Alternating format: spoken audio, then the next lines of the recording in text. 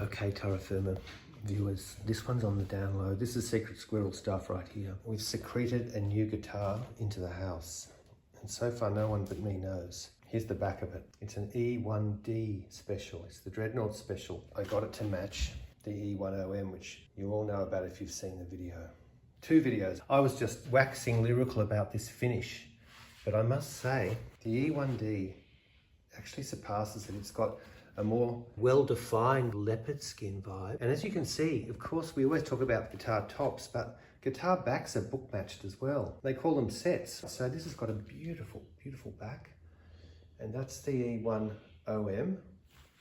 This isn't quite as pulled together. Still very pretty.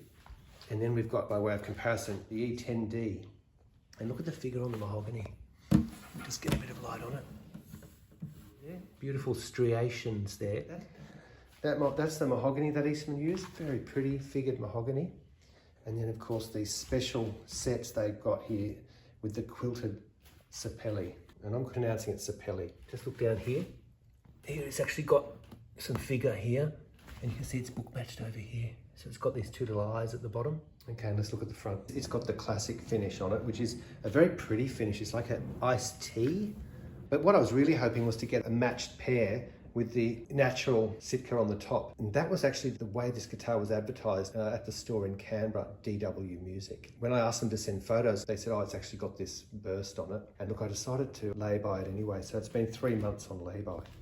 Probably just owned this one for a little bit over 3 months, maybe 4 months. In any case, I did want to get a pair from the same batch. Yeah, I'm not so happy with this. It's a bit patchy.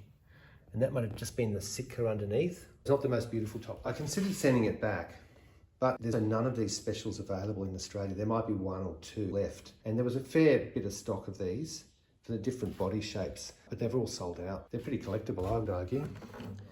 Very pretty sides as well. It's got, once again, it's got a bit of figure there. And that's matched as well. It's the same. It's got the satin neck. Same identical headstocks. Identical here on the 12th fret. Identical ebony necks. Identical neck feel and action, 1 3/4. Herringbone. Herringbone. Fine bit of Sitka. Maybe it was discoloured, so they put the T-burst on it. I mean, that's why they used to put these finishes on the guitar tops, is when the tops weren't pristine looking. And as I said before in the other video, I've admired the top of this. It's not super fine. In fact, it's not that fine as coming out to here, but it's nice. And I just played this guitar again. This guitar it's so punchy and it's so loud and powerful for the size. And this guy, well, I'm going to give you a play of this. This has got some mojo happening as well in an interesting way. And once again, I had the E10D out. People have asked me why I don't get it out much. It's my sleeper and it still holds the mantle of the beast.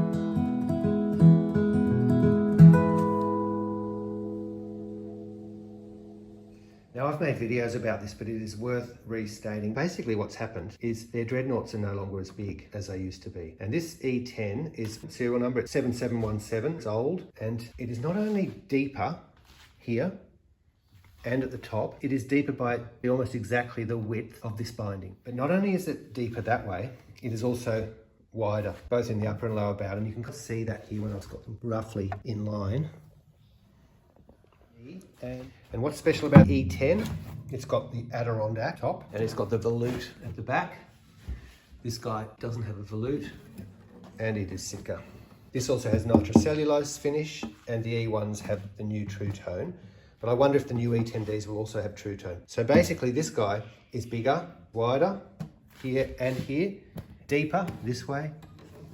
I just think that's something for everyone who loves Eastmans to keep in mind. This size is not going to be happening anymore. I recommend Eastman should make one called a BG, Bluegrass, and just go with that extra dimension. And I suspect this body size is a bourgeois thing.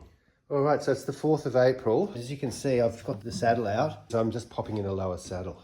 The action, as it came from the factory, was getting up to about 8 64ths, and it really should be down to 6, so it's just feeling high. And I've had experiences with Eastmans where just sitting them out in this humid environment, the action just kept getting higher and higher, and I just reduced the saddle down and down. God forbid if it's happening with this guitar too.